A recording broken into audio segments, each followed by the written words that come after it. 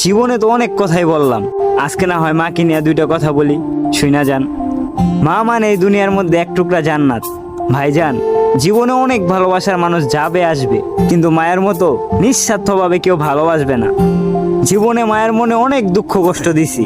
মা যদি চাইতো তার বিনিময়ে আমার একটু অভিশাপ দিতে পারতো, কিন্তু ওই যে মায়েরা তো অভিশাপ দিতে জানে না, দুঃখ কষ্ট দিতে জানে না, জানে শুধু ভালোবাসা দিতে।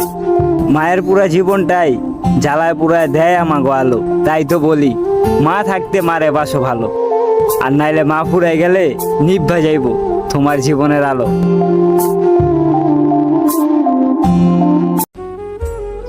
মায়ের সাথে কেউ রাগ দেখায় না ভাই, কারণ সূর্য ডুবে গেলে যেমন পৃথিবীটা অন্ধকার, ঠিক তেমনি মা চলে গেলে পুরা দুনিয়াটাই অন্ধকার।